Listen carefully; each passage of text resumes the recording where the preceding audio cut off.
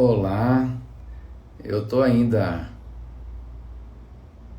Bom, acho que nós vamos tentar agora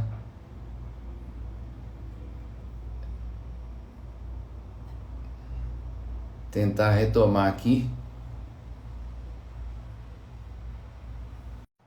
Tô ainda aprendendo aqui, mas acho que agora vamos voltar, né? Tem uma questão, acho que de tempo, de duração. Opa, Voltamos. perdão. Bom, Mas- desculpe, mas quando caímos aí, né? Acho que a questão de tempo de duração, você dizia, digamos assim, de uma forma que a legislação tinha alterado Isso, a situação legal para contornar a posição da jurisprudência que entendia ser irreversível a consolidação pela mudança do regime que não seria mais fiduciário. Acho que podemos retomar desse ponto. isso, exatamente. Então, nesse grau de compreensão, né, o que a lei modificada acabou estabelecendo que da fase de consolidação, então do lapso da consolidação até a realização do segundo leilão, nós temos a possibilidade de o devedor fiduciante exercer o seu direito de preferência em readquirir o imóvel. E aí, esse exercício do direito de preferência, doutor Germano, ele deve se dar, segundo o entendimento predominante, através de um novo título e um novo modo, ou seja, uma nova escritura, um novo instrumento particular, novo registro, né? Pode dar em alienação fiduciária novamente, pode, mas o valor a ser considerado é o valor da dívida, mais as despesas que eventualmente o credor teve com a execução. E até outro dia, o pessoal, os colegas aqui em São Paulo estavam debatendo. Eu achei uma pergunta muito interessante e eu nunca tinha escutado. Então, veja, por mais que Vamos lá. nós, por mais que nós estudamos diariamente, mexemos com alienação fiduciária, tive a oportunidade de me debruçar um pouco mais a fundo por ocasião do livro e ainda assim não esgotamos, né? É muito difícil e muito complexa essa relação jurídica da alienação. E a pergunta, Tô ansioso para saber qual foi a dúvida aí. a dúvida é a seguinte, eu tenho uma saída para ela, mas eu vou ouvi-lo primeiro. Seria possível que o devedor fiduciante cedesse a terceiro seu direito de preferência para que esse terceiro, exercitando esse direito, adquirisse o imóvel sem a realização dos leilões? Olha que interessante, né? A cessão desse direito de preferência, e isso tudo ingressaria no registro através de um único título, né? Que já seria a aquisição do terceiro, de modo que ele possa aí E adquirir aí, o e, imóvel. e aí esse terceiro ficaria com o bem em detrimento de um arrematante. Isso, exatamente. Olha, a minha inclinação de chofre, eu estou sabendo da pergunta tem segundos, nunca parei para meditar. A minha tendência seria de responder de forma negativa, porque parece-me que a intenção não foi de desestimular as pessoas a arrematarem numa execução extrajudicial por recheá-la de precariedades e de desfazimentos da arrematação. Acho que a ideia foi criar, digamos assim, um mecanismo de talvez mitigar algumas situações em que a pessoa perderia a sua moradia, etc. e tal. Então eu veria nessa espécie de segunda chance algo de uma natureza que a lei não diz expressamente, Intuito personalíssima. personam. E isso iria, intuito personae, e isso iria contra a ideia de passar para outro. Porque não seria, vamos falar assim, como uma doação, intuito personae. Eu posso doar para X, mas não querer doar para Y. Então o X chega lá e fala, eu não quero, mas dá para o outro. Aí devolve para mim a decisão de falar, vou doar para o outro ou não.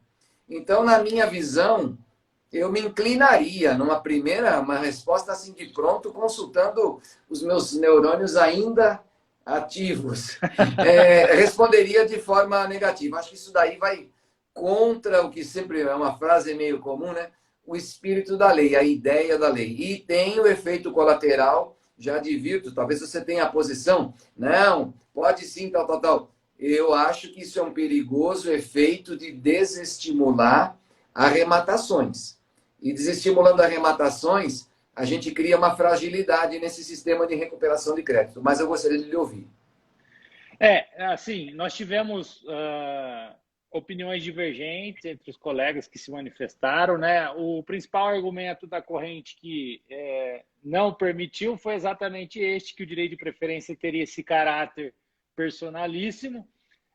Eu, particularmente, eu sou, nesse ponto, eu acho que a autonomia privada ela deve prevalecer, ainda que na fase de execução, né? Então, na minha opinião, o direito de preferência de caráter personalíssimo seria aquele contratual lá do Código Civil, como pacto adjeto da venda e compra. Lá, sim, nós temos até expressamente no Código. Mas quando o direito de preferência ele emana diretamente da lei, me parece que é uma preempção legal, que ela pode ser passível de cessão, sim, né? Lógico, nós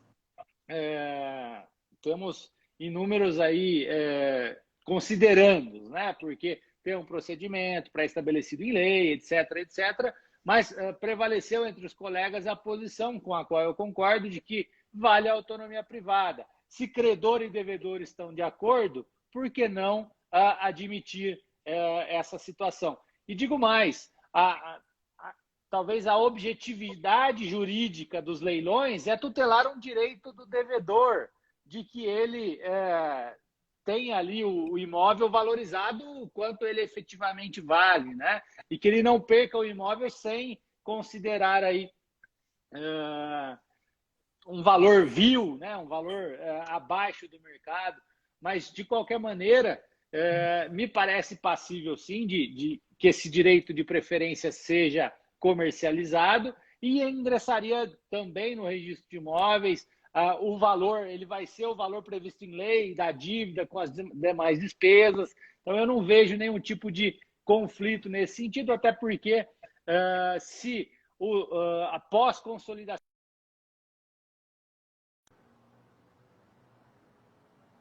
a possibilidade de o devedor dar o seu direito em pagamento, por que não ele poderia também transacionar esse direito de preferência? Mas são argumentos aí de uma tese um pouco mais flexível, fazendo a ressalva que o tema é novo, sem previsão legal, e inclusive um dos colegas colocaram um precedente, doutor Germano, do Rio Grande do Sul, que autorizou. Eu depois posso compartilhar, posso compartilhar com o senhor, para o senhor disponibilizar para os seus seguidores, a ementa tal, e teve um precedente nesse sentido, e o TJ Rio Grande do Sul autorizou a cessão da preferência nesses termos. Eu lembro aí do nosso professor da EPM, que escreveu o livro sobre a regulação da função notarial e registral, o Luiz Paulo Aliende Ribeiro, né? Ele dizia que, em nome do princípio do tadinho, muita coisa é feita, né? Tadinho é uma forma simplificada de falar coitadinho, né? Claro, teria que refletir, estou insistindo aí no meu ponto de vista, mas ainda sem maiores embasamentos. Mas eu acho que, ainda que tenhamos como protagonistas na execução o credor e o devedor, eu acho que, especialmente na execução extrajudicial da alienação fiduciária, não é desimportante a figura do arrematante. E pare para pensar. Se pela precariedade, eu não vou lá oferecer lance, porque quando eu já comprei 2, 3 vezes, eu vou lá, sempre vem lá, quando não é um camarada, ele cede para outro, e vem lá, e eu que tinha expectativa de fazer um negócio que me interessava, vi isso ser frustrado 1 vez, 2, 3, a pessoa desanima. E quando não há interessados, e isso fomenta um desinteresse, sim, vamos pensar no macro, não naquele caso. Às vezes a justiça no varejo provoca uma grande injustiça ou um grave efeito, pelo menos no atacado, no macro. Se começa a não ter quem arremate, primeiro que não vai nem ter, digamos assim, preferência, que ninguém levou para ter outro para preferir. Né? Tem gente que fica esperando para ver se vai ter a arrematação ou não, quietinho. Se ninguém quis, o que acontece? quitação da dívida pelo saldo devedor e consolidação. Enfim, o imóvel vai ficar para o banco. Isso é bom? É bom para o banco? É bom para o sistema o dinheiro não voltar para girar de novo e ser emprestado? Temos as pessoas que já conseguiram o seu crédito, o seu financiamento, a sua casa, e a gente pode ser camarada com elas. Vamos voltar lá no tempo da súmula da Encol. O que ela fez? Matou a hipoteca. Tiveram que arranjar a alienação fiduciária do qual estamos falando. Mas a alienação fiduciária é imortal? É infensa? É blindada de qualquer ameaça? Estou só colocando aqui uma reflexão. E se, por não entrar o dinheiro, por os bancos terem que ficar engolindo muitos imóveis, não pode chegar um belo dia que fala, olha, neste mês nós estamos sem condições ou sem interesse de pegar e financiar. E aí? O que vai acontecer com o tadinho? O tadinho que conseguiu se deu bem, e o tadinho que não? Então, eu acho que isso é uma coisa para se discutir. Claro que muitos dos argumentos que eu estou colocando, apesar da minha formação jurídica, têm um viés econômico. Sim. Mas a garantia do crédito é indiscutivelmente, estamos no âmbito jurídico, mas ela está a serviço de um fenômeno econômico. Então, eu acho muito perigoso algo que, a meu ver, foi feito para dar uma segunda chance para aquela pessoa, você pegar, então eu vou transferir o meu direito para ele. Um camarada que não tem nada a ver com a história. Olha, eu acho isso muito perigoso e no mundo, e no mínimo, seria merecedor de maiores reflexões, um debate maior para parar e pensar, talvez com mais atores, a gente chamar, vamos falar assim, se tivesse aqui um arrematante, o próprio banco, banco, o que você acha isso? O que lhe parece? Né? Então, ouvir tudo isso porque o que é bom hoje pode virar complicado amanhã. Né? Não, perfeito. Como diz assim, não vamos proibir caçar um determinado animal. Pode haver um desequilíbrio de ter tanto animal que daqui a pouco esse animal está caçando a gente. É claro que é uma comparação assim figurada, mas vamos parar e vamos pensar. Bom, temos perguntas aí para responder. Eu vi uma delas que eu vi, alguém disse assim, por que o prazo da execução, alguma coisa assim no Paraná, é maior do que em São Paulo? Bom, na verdade, nós temos um prazo nacional previsto na lei. Pode ser que um ou outro cartório, eventualmente, não tenha lá uma rapidez tão grande, um determinado desempenho, não sei. É preciso ver. Se houver alguma falha no serviço, em primeiro lugar é procurar o oficial, se inteirar o que está acontecendo, lembrando que, às vezes, há a interação de um outro cartório, que é o cartório de títulos e documentos. Perfeito. Vamos usar uma palavra, digamos assim, muito comum, mas vulgar aqui. Às vezes o cartório de imóveis, tem previsão legal disso, ele terceiriza, por assim dizer, a feitura da notificação ao cartório de títulos e documentos, porque é um cartório já com uma certa expertise em fazer essas diligências. E pode ser que, por alguma razão, sei lá, não acabe não sendo tão eficiente o serviço desse cartório de títulos e documentos. Pode a falha ser do próprio RI também. Às vezes ele pode ter optado pelo correio.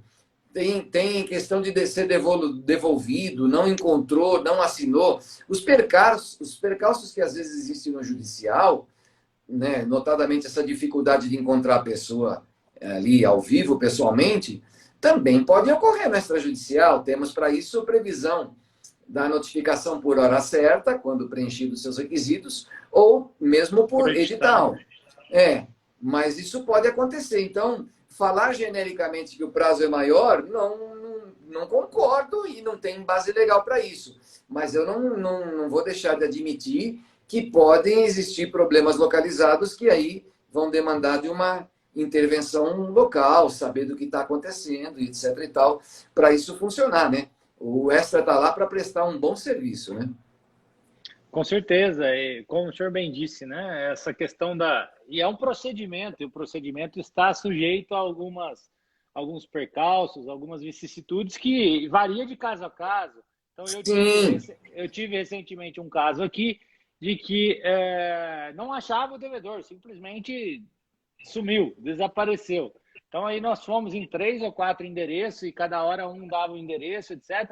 E o STJ é muito claro, para notificar por edital, você precisa esgotar todos os meios possíveis de encontrar. E sempre tinha um endereço novo, nós íamos, né, de porta em porta.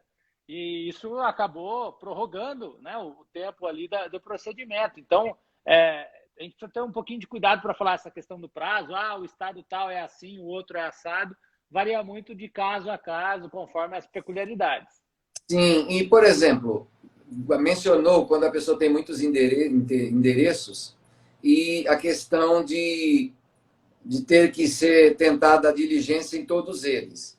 O que é preciso ser feito é um credor atento, diligente, e procurar saber, através talvez do indicador pessoal ou de outros meios, o Google da vida, o que for, quais são os endereços que a pessoa tem. E se for o caso, ele já pede intimação em todos eles, como quem dispara um e-mail para várias pessoas, vamos dizer assim. Perfeito. Porque aí não vai sucessivamente. Tenta um, passa 15 dias. Tenta outro, passa 15 dias. Dispara para todos os lugares, como diz assim, onde pegar, pegou. E se tiver alguns negativos, a existência de um positivo vai fazer aquele negativo se tornar apenas inócuo. Agora, fazer um de cada vez de certa forma, contraproducente, vamos dizer assim. As pessoas também perguntam para a gente quanto tempo leva para fazer o uso capião aí no cartório. Olha, dizer quanto tempo Depende. exatamente é difícil dizer, não se sabe, mas se vem tudo prontinho, é extremamente rápido. Dá para fazer aí uns 3 meses, mais ou menos, não? 90 dias, Agora, exatamente. agora tem uns com mais percalços de intimação, etc. e tal, que pode chegar aí um pouco mais, 6 meses ou 9. Eu nunca tive nenhum que completou aniversário, graças a Deus. Idem, eu também não. Mas, de fato, tende a ser eficiente o procedimento, né? Basta que haja um Sim. pouquinho de boa vontade de todos os Essa, atores essa é a nesse regra. processo. E há muita informalidade, muita cooperação, muita boa vontade. Esse caso outro dia que eu falei que eu tive que anular uma decisão, retroceder, etc. e tal, a pessoa chegou até a fazer uma contra-notificação. Fui eu, digamos assim, intimado, etc. e tal. Foi o jeito que ela encontrou para, entre aspas, contestar. E eu achei que o negócio ia complicar, aí teve um falecimento, quem é o administrador da herança, se tem inventariante, se tem outros herdeiros. Estava pegando um rolo danado e, no fim das contas, eles fizeram foi um belo de um acordo. E nos próximos dias, está decorrendo o prazo, vai ser agora o mês que vem, que pediram lá para terminar o parcelamento, a dívida vai ser paga e vai ser resolvida. Ou seja, aquilo que estava com cara que ia virar um grande imbróglio, um jeito Resolveu. que ia para a justiça, simplesmente foi resolvido e está em vias de ser feita a extinção do procedimento já já. Bom, Moacir, eu tenho que te agradecer e eu não sei se nós temos algum ponto pendente. Eu acho que a gente abordou aquilo a que se propôs e também o tempo já correu aí, né?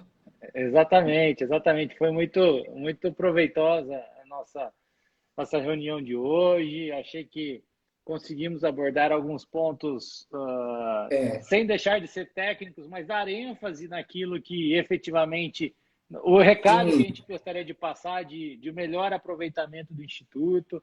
É um foco que a gente precisa ter, nós, atores do extrajudicial, seja notário, sim. seja registrador, seja mediadores, conciliadores, enfim, advogados que militam no extra também, é uma visão importante. Esse contato, Uhum. como o senhor bem disse, com os loteadores, incorporadores, dá para usar, é importante. Talvez seja, na minha opinião, é um nicho que ainda pode dar uma Eu, alavancagem muito, muito eu acho grande que para o está bem inexplorado ainda você utilizar o alienação, por mais que ela seja um sucesso. Eu acho importante isso ser utilizado nos empréstimos em geral, nos negócios. Às vezes pode ser um empréstimo até pequeno, mas fica ali com uma bela garantia. Só não temos ainda a possibilidade, isso não foi dito, de termos graus de alienação fiduciária. Mas vamos aguardar aí leis futuras para ver o que elas vão dizer. Mas eu acho que o loteador deveria ser tratado com carinho. Peço que vocês que estão nessa live conversem, troquem ideias com os loteadores e com os particulares em geral. Eu acho que vale muito a pena utilizar esse instituto e as vantagens que ele pode proporcionar. Para quem a gente não conseguiu responder, particularmente eu, algumas dúvidas que eu tenho dificuldade aí para ver as perguntas e saber responder, falar, existe aí em algum lugar do Instagram o endereço de e-mail onde vocês podem fazer perguntas e aí a gente responde em complemento àquilo que não foi colocado hoje. Eu acho que, claro que o ritmo da live é dinâmico, não sempre, não há uma garantia de que todos vão ter suas perguntas respondidas, mas pelo menos o e-mail cria aí essa possibilidade de que, ainda que não ao vivo, posteriormente algum comentário, alguma dúvida, alguma orientação seja feita. E aqui eu sinto o peso da idade, né? Eu falo Moacir, Moacir, Moacir, Moacir, e o Moacir fala doutor Germano, doutor Germano, doutor Germano. Ele não consegue me chamar de Germano, mas eu não vou criar esse constrangimento para ele hoje. Eu sei que esses cabelos brancos estão aqui, mas eu fico muito contente e agradecido da sua presença. Você vai poder agora dedicar um pouquinho o tempo para a filhinha, né? E curtir esse restinho da noite. A todos da live, meu muito obrigado. Fico agradecido aí por terem participado dessa primeira experiência. Teve um contratempo de ter caído, não sei se eu consegui gravar, não sei se vai entrar no tal de feed, que eu nem sei ainda direito o que é, mas é um lugar que o vídeo fica lá. Mas vamos tentando. Se não deu para gravar dessa vez, a gente grava numa outra. Muito obrigado a todos vocês que tiveram aí esse valioso tempo despedido conosco. Muito obrigado. Obrigado, meu Moacir. Obrigado, querido. Eu agradeço demais aí pelo convite, pela oportunidade. Um abração a todos os colegas que estiveram conosco. Muito obrigado a todos aí. Um abraço. Fique com Deus. Até a próxima. Até logo. Obrigado. Tchau, tchau. Tchau, tchau.